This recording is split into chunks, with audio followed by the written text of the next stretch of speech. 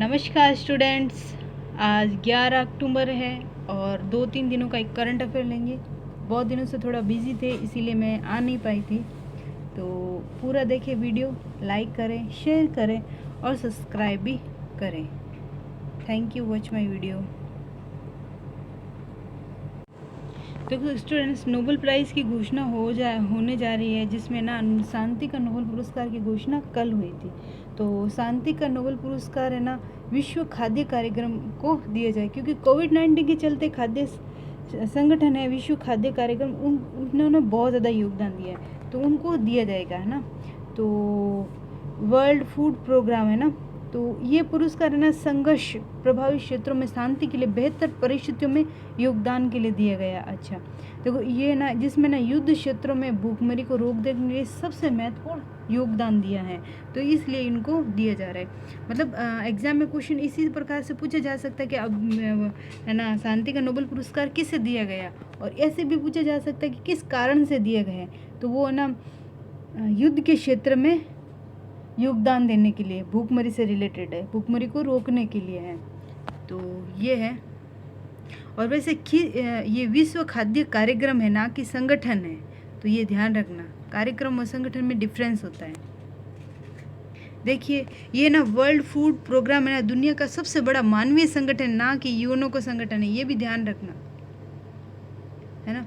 देखिए एक सेकंड, इसमें ना शायद यूएनओ का संगठन देख लेते हैं। तो वर्ल्ड फूड प्रोग्राम दुनिया का सबसे बड़ा मानवीय संगठन है, जो भूख लोगों को भोजन उपलब्ध करवाता है, खाद्य सुरक्षा को बढ़ावा देता है। यह कार्यक्रम 88 देशों में फैले 100 मिलियन लोगों को भोजन प्रदान करता है, और यह संयुक्त राष्ट्र विकास समूह का सदस्य है। ये ध्यान रखना, है ना, यूएनओ की विशेष संस्था वगैरह नहीं है, उनका सदस्य है, इसीलिए मैं कंफ्यूज हो गई थी। तो ये ध्यान रखना, है ना, उनका सदस्य है। विश्व खाद्य कार्यक्रम को 1963 से शुरू किया गया है, ये ध्यान रखें, 1963 से विश्व खाद्य कार्यक्रम शुरू किया गया है। इसका उद्देश्य है आपातकालीन परिस्थितियों में खाद्य सहायता प्रदान करना और खाद्य सुरक्षा के लिए लचीलापन बनाना है।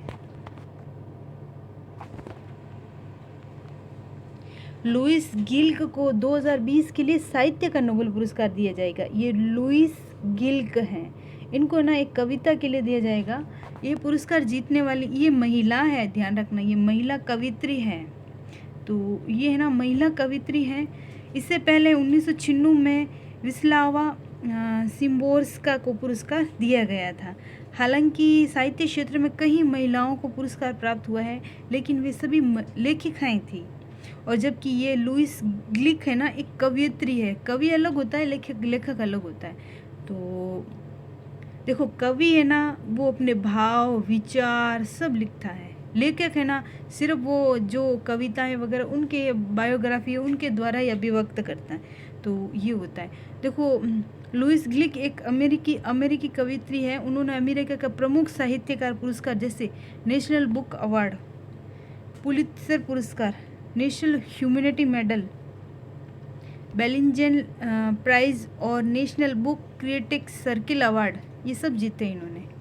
और गिल्क को है ना साल 1913 में पुलित्जर पुरस्कार उनकी रचना द वाइल्ड आइरिस के लिए दिया गया था।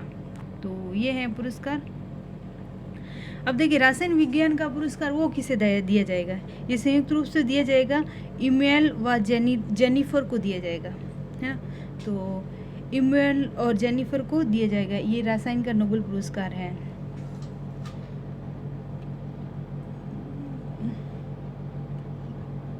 देखो ना इमैनुएल चारपीकर नाम है पूरा, और जेनिफर का जेनिफर ए डोइडा, है ना। तो ये है। और इमैनुएल चारपीकर फ्रांस के हैं, और है ना जेनिफर ए डोडना अमेरिका के हैं। उन्हें यह पुरस्कार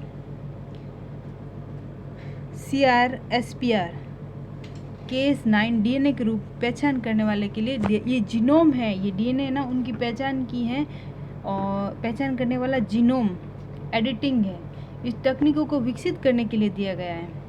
देखिए इसका प्रयोग शोधकर्ता जानवर, पौधे, सूक्ष्म जीवों के डीएनए को अत्यधिक उच्च परिशुद्धता के साथ बदल सकते हैं। इन तकनीकों का उपयोग कैंसर सहित कई उपचारों में किया जा रहा है।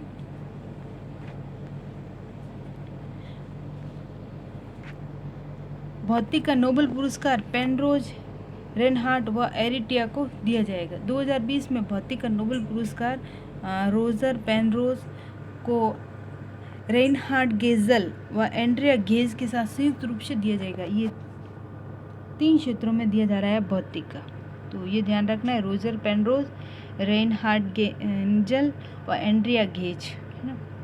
तो ये संयुक्त रूप से दिया जाएगा। Swedish Academy of Science secretary general होम हैंसन से ये घोषणा की गई है। और देखो ये रोजर पेनरोज है ना, ये वैसे ब्रिटेन के हैं, रेनहार्ट गेंजल ये जर्मनी के, एंड्रिया गेज है ये अमेरिका के। तो गेज, रोज, गैन, ये ध्यान रखना, ऐसे वर्ड आए ना तो आप फटाक से कर लेना, ये भौतिक से रिलेटेड है, भौतिकी पुरस्कार है ना, तो ये ध्यान रखना। देखो रोजर पेनरोज, हाँ ये हो गया। इनको ना किस लिए दिए, इन्होंने ना ब्लैक होल की उत्पत्ति सापेक्ष के सामान्य सिद्धांत का दृढ़ पूर्वानुमान लगाया है, इनके लिए दिया जा रहा है। तो black hole formation is robust predictions of the general theory of relativity ना। तो रेनहार्ट और एंड्रिया ने हमारी गैलेक्सी केंद्र में मौजूद विशाल द्रव्यमान के कम्पैक्ट ऑब्जेक्ट की खोज की है।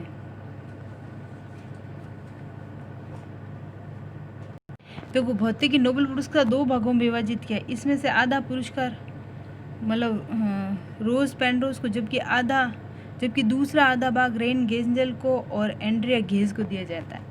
मतलब एक पार्ट तो एक व्यक्ति को दिया जाएगा और उसका आधा पार्ट है ना 2 व्यक्ति को दिया जाएगा, जो उनका भी है वो ऐसे दिया जाएगा। तो ये है 2 भागों में राशि दी जाएगी। इसके नोबेल प्राइज़ में है ना अकेडमी ऑफ साइंस स्टॉक में स्वीडन द्वारा प्रदान की। इस पुरस्कार में स्वर्ण पदक के साथ 11 लाख नकद राशि दी जाएगी। ये है इसकी पुरस्कार राशि। तो देखिए अब 11 लाख है ना, तो 11 लाख का 5.5 हो जाएगा, फिर 5.5 का आधा आधा करके 2 व्यक्तियों को दिया जाएगा। ये है इस तरह से गेज और देखिए चिकित्सा का नोबेल प्राइज किससे दिया जाएगा, अल्टर हाफ्टन और राइस को चिकित्सा का नोबेल पुरस्कार दिया जाएगा। ये है चिकित्सा के क्षेत्र में। तो 5 अक्टूबर को ये घोषणा कर दी गई थी और इसके तहत इस साल का Nobel prize Harvey Alter, Michael Houghton और चार्ल्स राइस को दिया जाएगा। हार्वे अल्डर, माइक हाफ्टन और चार्ल्स राइस को दिया जाएगा। हेपेटाइटिस सी की खोज के लिए इस वैज्ञानिकों को इस पुरस्कार से सम्मानित किया गया। खून से पैदा होने वाले हेपेटाइटिस से पुरस्कार में बड़ी संख्या में लोगों को सिरोसिस लीवर कैंसर होता है, उसके उपचार के लिए इन्होंने ये डेवलपमेंट किया है, इस वजह से इनको दिया जाएगा। अल्टर हाफ्टन और राइस को, ये 3 व्यक्ति हैं, इन तीनों को दिया जाएगा। देखो चिकित्सा के क्षेत्र में नोबेल प्राइज़ की घोषणा है ना हर साल इस तरह से स्वीडन के स्टॉकहोम शहर में की जाती है। और पुरस्कार विजेता अल्टर और चार्ल्स राइस जहां अमेरिका के हैं और वही माइकल हैप्टन है ना ब्रिटेन के निवासी हैं। तीनों ध्यान रखना, विजेता अल्टर, चार्ल्स राइस और माइकल हैप्टन, ठीक है। इन्हें भी ना 11.5 लाख रुपए दिया जाए, यानी 11.2 लाख रुपए दिया जाएगा। तीनों को समान रूप से वितरित किया जाएगा, है ना। और इन्हें देखो अर्थशास्त्र के क्षेत्र में नोबेल पुरस्कार की घोषणा अभी की नहीं है, जल्दी कर दी जाएगी। वैसे मैं बता दूं आपको, नोबेल प्राइज़ के लिए ना नोबेल प्राइज़ के लिए अमेरिकी राष्ट्रपति डोनाल्ड ट्रंप को भी नामित किया गया था। उनको नामित करने का कारण था कि उन्होंने इजराइल और संयुक्त अरब अमीरात है ना वहाँ पे ना शांति स्थापित कर दी थी, तो इसलिए उनको देने के लिए नाम लिया गया था उनका। लेकिन अब वो संस्था को दिया जाएगा, विश्व खाद्य संस्था कार्यक्रम, विश्व खाद्य कार्यक्रम। देखिए भारतीय कपास के लिए पहली बार ब्रांड और लोगो जारी किया गया, भारतीय कपास के लिए। तो ये बहुत बड़ी बात है क्योंकि कपास हमारे यहाँ पे होती है, बहुत अच्छी तरह की होती है, लेकिन इस वजह से तो केंद्रीय कपड़ा और महिला बाल विकास मंत्री स्मृति जुबिन ने 8 अक्टूबर को दूसरे विश्व कपास दिवस के मौके पर ये जारी किया गया है। देखिए ये पहली बार लोगो किया गया है और भारत के प्रीमियम कपास को कस्तूरी कॉटन के नाम से जाना जाता है। इसके बाद अब भारत के प्रीमियम कपास को विश्व कपास ट्रेड, वर्ल्ड कॉटन ट्रेड कस्तूरी कॉटन के नाम से जाना जाएगा। यह कॉटन ब्रांड सफ़ेदी, चमक, कोमलता, शुद्धता सुंदरता, विशिष्ट और भारतीयता का प्रतिनिधित्व करेंगे, है ना। तो भारत का ना कपास उत्पादन व्यावसायिक फसल है, प्रमुख व्यावसायिक फसल है ना। चीन के बाद है ना दूसरा बड़ा देश है कपास उत्पादन में और उपभोक्ता में। भारत में हर साल करीब 60 लाख टन कपास उत्पादन होता है, जो कि दुनिया का करीब 23%। इसी तरह भारत दुनिया के कुल जैविक कपास के उत्पादन का 51% उत्पादन करता है। 8 अक्टूबर 2020 को भारत ने अपनी वायुसेना का 88वां वर्ष मनाया है। तो इन्होंने मनाया 8 अक्टूबर को वायुसेना का, और इनका गठन है ना, भारतीय वायुसेना का गठन है ना आज ही के दिन है ना 8 अक्टूबर 1932 में हुआ है ना। तो ये ध्यान रखना, 8 अक्टूबर 1932 को अस्तित्व में आया था। और फिर है ना आपको पता है भारतीय वायुसेना का नाम है ना 1950 में पहले तो रॉयल इंडिया एयरफोर्स था, फिर 1950 में इंडियन एयरफोर्स किया गया था, भारतीय वायुसेना है। आज़ादी से पहले ना वायुसेना पर थल सेना का नियंत्रण होता था, है ना। फिर इनको ना अलग कर दिया गया था। भारतीय वायुसेना के पहले चीफ स्टिस मतलब ऐसे करके हुआ था। देखो रूस ने है ना हाइपरसोनिक क्रूज मिसाइल टेसिरकोन का है ना परीक्षण किया गया है। रूस ने टेसिरकोन, ये क्रूज मिसाइल है, इनका परीक्षण किया गया है। तो यह परीक्षण व्हाइट सी में फ्रिगेट एडमिरल गोर्स्कोवशिल से किया गया है। इस दौरान मिसाइल ने 8 मैक से अधिक हाइपरसोनिक गति तक हासिल की है। तो ये इन्होंने हासिल की है। तो ये है, देखिए एम राजेश्वर राव ये आरबीआई के नए डिप्टी गवर्नर नियुक्त किए गए। डिप्टी गवर्नर है, गवर्नर नहीं है। गवर्नर तो आरबीआई के शक्तिकांत दास हैं, 41 में ऐसा था ना, हाँ वो है। तो इनके अलावा ना अन्य 3 डिप्टी गवर्नर है। देखिए एमडी बत्रा है, बीपी कानूनगो है, एमके जैन है। तो ये चौथे भी डिप्टी गवर्नर है ना, ध्यान रखना।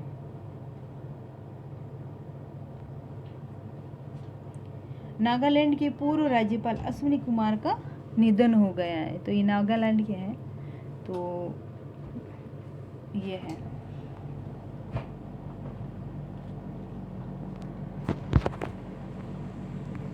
देखिए स्टूडेंट क्वाड है। तो क्वाड देशों का हाल ही में मंत्रिमंडलीय बैठक हुई थी 6 अक्टूबर को। तो जापान की राजधानी टोक्यो में आयोजित की गई थी। देखो क्वाड इस समूह है ना, यह समूह दूसरी मंत्रिमंडलीय बैठक थी। बैठक का आयोजन है ना 2009 में किया गया था, पहली बैठक 19 में, सॉरी। ये ध्यान रखना कहाँ पे हुई है, जापान की राजधानी टोक्यो में। तो इस बैठक में ना भारत के विदेश मंत्री जयशंकर थे, अमेरिका के विदेश मंत्री पोम्पियो थे, माइक पोम्पियो थे, ऑस्ट्रेलिया के विदेश मंत्री मारिस पाइने थे, और जापान के विदेश मंत्री तोशिमित्सु मोतेगी थे। तो ऐसा करके ये देश शामिल थे, इनकी बैठक थी। वैसे देखते हैं क्वाड होता क्या है ना। तो क्वाड की स्थापना किस प्रकार से होती है। देखिए क्वाड का पूरा नाम है क्वाड्रिलेटरल सिक्योरिटी डायलॉग, इनका पूरा नाम है। ये ना क्वाड देश है ना, जब चीन है ना, चीन देश है ना अपनी सीमाओं का विस्तार कर रहा था रूस की। तो रूस यहाँ पे है, तो रूस की तरफ बहुत ज़्यादा विस्तार करने लग गया था। तो रूस के साथ जो चीन का विस्तार देखते हुए इस रूस ने अमेरिका के साथ मिलके जापान, ऑस्ट्रेलिया और भारत, ये देश शामिल है उसमें, इन्होंने एक साथ मिलके चीन के विरोध में मिलके इस संगठन का निर्माण किया था। और ये वो संगठन है जो चीन की बढ़ती हुई शक्तियों को रोकता है। तो इस वजह से क्वाड का निर्माण हुआ था। तो ये क्वाड है। ये क्वाड संगठन का उद्देश्य है क्षेत्र में वैध और महत्वपूर्ण हित रखने वाले सभी देशों की सुरक्षा और उसकी आर्थिक सरोकार का ध्यान रखना। अब जो चीन अपनी अब वर्तमान के दौर में देखें ना, तो चीन अपनी शक्ति का विस्तार बहुत ज़्यादा कर रहा है। चीन चाहे अर्थशास्त्र के क्षेत्र में देखो, चाहे साम्राज्यवाद की नीति में देखो, चाहे कैसे भी करके देखो, तो चीन का विस्तारवादी नीति बहुत ज़्यादा है। तो अभी हाल ही में ताइवान पे भी अपना वो अधिकार बता रहा है, क्षेत्र बता रहा है। हमारे पास जम्मू कश्मीर में भी वो LAC पे चला था। तो इस वजह से ये क्वाड देश है और ये वो है, सॉरी इसमें रूस शामिल नहीं है ना। तो इसमें सॉरी रूस शामिल नहीं है, 4 ही देश हैं, अमेरिका, जापान, ऑस्ट्रेलिया और भारत हैं। तो ये साम्राज्यवादी नीति थी ना इनकी, तो इस वजह से ये उनके विरोध में आया था। तो ये ध्यान रखना, कभी भी एग्जाम में क्वेश्चन आ जाए तो ये किस कारण से हुआ था। तो ये चीन की जो साम्राज्यवादी नीति थी ना, उनके विरोध में आया था। अमेरिका है, जापान है, ऑस्ट्रेलिया है और भारत है। अमेरिका में कल्पना चावला के नाम से अंतरिक्ष यान का नाम रखा गया है। हाल ही में ये देखो, अमेरिका की कंपनी कौन सी है, America aerospace company Northrop Grumman. तो उन्होंने अपने अगले space station resupply ship NG-14 Cygnus अंतरिक्ष यान का नाम SS कल्पना चावला रखने की घोषणा की है। तो यह अंतरिक्ष यान 29 सितंबर को इंटरनेशनल स्पेस स्टेशन के लिए लॉन्च किया गया था।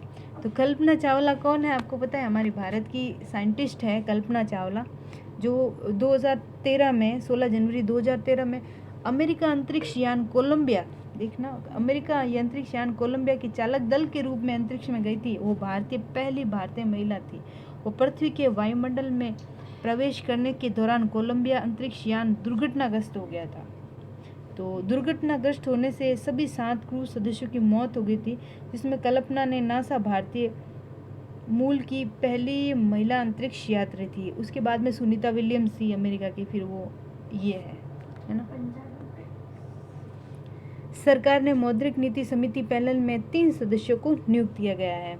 MPC है ना, उसमें ना तो अर्थशास्त्री आसिमा गोयल है, जयंत R वर्मा है, शशांक भिड़े है, नए सदस्य चेतन घाटे है, पामी दुआ है, रविंद्र ढोलकिया है, ये सब है ना।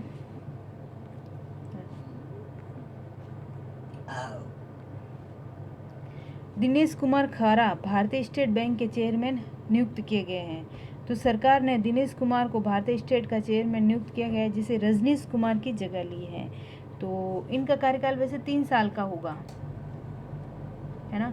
तो इस वजह से है। तो अभी हाल ही उन्हें नियुक्त किया गया है भारतीय स्टेट बैंक के चेयरमैन। भारतीय तटरक्षक दल के 7वें गश्ती दल विग्रह का अनावरण किया गया। सॉरी, गश्ती दल विग्रह है, इनका अनावरण किया गया भारतीय तटरक्षक के। तो ये है 6 अक्टूबर को औपचारिक रूप से अनावरण किया गया था। इसका अनावरण चेन्नई के कट्टुपल्ली बंदरगाह में, ये ध्यान रखना, चेन्नई कर्नाटक में कट्टुपल्ली बंदरगाह में किया गया था। 2021 में से भारतीय तटरक्षक दल में भी शामिल किया जाएगा। भारत के सबसे बड़े HPC AL सुपर कंप्यूटर परम सिद्धि AL को कमीशन किया गया है। तो CDSE centre for development of advance computing ने भारत के सबसे बड़े HPC AL सुपर कंप्यूटर परम सिद्धि AL को कमीशन किया गया है। HPC AL का पूरा नाम high performance computing and artificial intelligence है। परम सिद्धि विज्ञान प्रौद्योगिकी क्षेत्र में शोध और खोज में मदद करता है। ये सुपर कंप्यूटर होते हैं ना, तो ये ज़्यादातर विज्ञान प्रौद्योगिकी शोध में, खोज में, वहीं पे उपयोग किए जाते हैं। तो ये है, देखो, भारत का पहला सुपर कंप्यूटर परम शिवाय था। इसका निर्माण भी CDSE द्वारा किया गया था। परम शिवाय ने ना 1,12,000 से अधिक गणना और 833 टिपफ्लॉप्स का प्रयोग किया गया था। तो ये कंप्यूटर की प्रोसेसिंग स्पीड का एक पैमाना है। देखिए, 7 अक्टूबर को विश्व कपास दिवस मनाया गया था, और मैंने अपने पहला पढ़ा था कि इनको टैग दिया गया है कपास को। तो प्रत्येक 7 अक्टूबर को विश्व कपास दिवस के रूप में मनाया जाता है, 7 अक्टूबर को। अच्छा, 8 अक्टूबर को वायुसेना दिवस, ध्यान रखना। तो इस दिवस के आयोजन का उद्देश्य कपास उत्पादक देश, पहला कौन सा था? चीन, दूसरा भारत। तो कपास उत्पादन में सबसे बड़ा चीन है, दूसरा भारत है। आयोजन का उद्देश्य कपास उत्पादक देश संबंधित वस्तुओं के उद्यमियों, व्यापारियों को लाभ पहुंचाना है। कपास कपड़ा उद्योग के लिए अति महत्वपूर्ण है। इसके अलावा यह बड़ी संख्या में लोगों को रोजगार भी देता है। इस दिवस को विश्व व्यापार संगठन द्वारा, ये ध्यान रखना, विश्व व्यापार संगठन द्वारा मनाया जाता है, WTO द्वारा मनाया जाता है। तो ये सबसे पहले जेनेवा में आयोजित किया गया। और विश्व व्यापार संगठन यूएनओ की विशेष संस्था है, ये ध्यान रखना, और इसका मुख्यालय जिनेवा में है। देखो ये तो मैंने बताया था ना। विश्व में सबसे अधिक कपास है ना उत्पादक देश हैं बेनिन, बुर्किना। एशिया की बात करें तो चीन और ये है, और विश्व की बात करें ना तो बेनिन है, बुर्किना है, चासो है, चाड है, माली है, ये सब दक्षिणी अमेरिका के देश हैं। संयुक्त राष्ट्र सभा को विश्व कपास दिवस की सरकारी मान्यता देने का अनुरोध किया था। इसी अनुरोध के मद्देनजर ये आयोजित किया जाता है।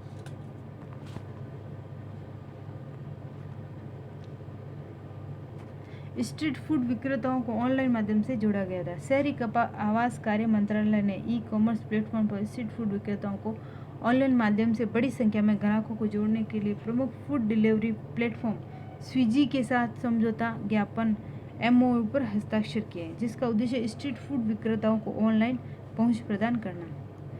प्रधानमंत्री ने रेंज शिखर सम्मेलन को आयोजित किया गया था। इसमें सामाजिक सशक्तिकरण के उत्तरदायिता आर्टिफिशियल इंटेलिजेंस शिखर सम्मेलन को वीडियो कॉन्फ्रेंसिंग के जरिए संबोधित किया गया था। तो ये है। तो कैसा लगा वीडियो? लाइक करें, शेयर करें, सब्सक्राइब करें और फीडबैक जरूर दें। Thank you, watch my video.